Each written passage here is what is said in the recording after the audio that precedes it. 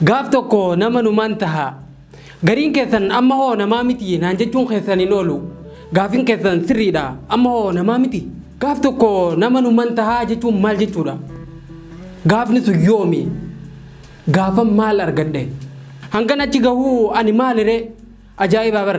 akkam jirtan kabajamtoota fi qaqqaaliiwwan maatiiwwan chaanaalii birraa Inspire bakka barbaadde gahuu fi namummaa kee maaltu walitti fida eenyummaa keenya fi milkaa'ina keenya waliin madaalchisu irratti viidiyoo tokkoon isiniif dhufeetiin jira hanga dhumatti nafaana tura kanneen haaraa taatan subscribe godhuudhaan maatiiwwan keenya qaqqaalii kanatti dabalama kabajamtoonni maatiiwwan keenya immoo akkuma yeroo kaanitti like godhuudhaan haa jalqabnu.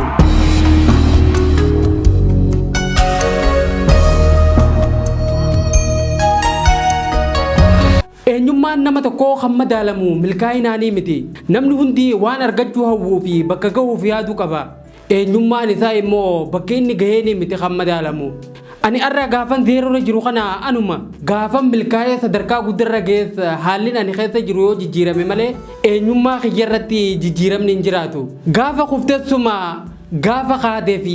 gaafa milkooytes atuma namni ispoortii jabaan tokko maal jaaseeta jireenya kiyya keessatti kubbaa saaphanaa yeroon taphadhu kubbaa 9,000 yaalee galchuu dadhabeetiin beeka dorgommii 300 irratti mo'ameetiin beeka kubbaa dhumaa osoo galchee silaa kilabni kiyya ittiin mo'atu akkan galchuuf natti amananii naaf kennanii galchuu dadhabeetiin jira jireenya kiyya keessatti yeroo hedduu irra deddeebi'ee kufeetiin beeka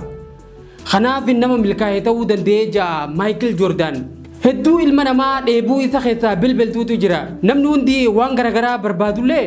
waan isaan tokko godhuutu jira waan barbaadisaniif milkaa'aa ta'uun fedhiin ilma namaa kana hundaati osoon kana godhe waan kanaa fi akkasii osoon qabaadhe sadarkaa akkasii gubbarra osoon gee guutumaan guututti ni milkaa'aa ture sagaleen jedhu namoota hedduu keessaa yeroo iyyuu nu dhaga'ama kanaafuu namoonni tokko tokko dheebuu isaanii kana bahuuf dhagaan isaan hin fonqolchine tokkolleen hin jiru ilaalchi akkanaa kan maddu eenyummaa guutuu akkan qabaadhu jireenya kiyyaan nama milkaa'aa ta'uun qabaa ilaalcha jedhurraayi bu'aan ilaalcha akkanaa kun immoo sodaa dhukataadha eenyummaa guutuu akka qabaatuuf jireenya isaatiin milkaa'aa ta'uu namni yaadu tokko milkaa'uu dhabuu dogongoraa fi kufiinsa akka malee nama sodaatu ta'a waanuma hojjetu hunda keessatti dhimmi milkaa'aa ta'uu fi dhabuu isaa gatii eenyummaa isaa waliin walitti dhufeenya tokkollee akka hin qabne waan hin beekneef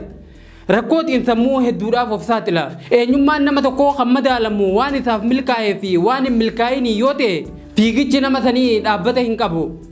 dorgommiin isaatis dhuma hin qabu jechuudha bu'aan ilaalcha akkanaa fidu inni guddaan sodaa kufiinsa fi milkaa'uu dhabuuti dogongoraan eenyummaa ofii madaaluu kana keessaa bahuuf ilaalcha keenya sirreessuun barbaachisaadha tokkoffaan milkaa'inni gosa hedduu qaba fakkeenyaaf namni tokko hojii isaatiin yookiin daldala isaatiin milkaa'aa ta'ee sadarkaa yaaderra ga'ee jireenya hawaasummaatii fi walitti dhufeenya maatiitiin nama dadhabaa ta'uu danda'a haaluma wal fakkaatu namni dhukkuba qaamaa yookaan dhukkuba miiraatiin miidhamaa osoo jiru dantaa ofirraa dhabee qabeenya qofa yoo walitti qabaa oole galgala milkiidhaan hin oole wanni isa jechisiisu maaltu jirare kanaafuu milkaa'inni walitti qabama wantoota barbaachisoo ta'anii hedduuti malee fuula tokko qofan qabu lammaffaan milkaa'inni adeemsa keessa dhufa milkaa'inni waanuma guyyaa tokkoon ta'u osoo hin taane adeemsa dheeraa keessa waan dhufuudha milkaa'inni sadarkaa takkarra gahu malee hin tasgabbaa'u jechuu osoo hin taane deemsa jalqabuu fi kararra jiraachuudhaan gammaduu fi tasgabbaa'u jechuudha iccitiin milkaa'inaa akkuma gosa hedduu qabutti gosa hedduutti dhama'uu fi fiiguu nu gaafata nama milkaa'aa jechuun nama yeroo takkatti waan hundumaa milkaa'e yoo jenne dhugarraa fagaachaa jirra quba qabaadhu sadaffaan milkaa'inni jijjiiramaadha wanni kaleessa salphaa ture arra ulfaachuu mala wanni kaleessa gabbu'e arra ol ka'uu danda'a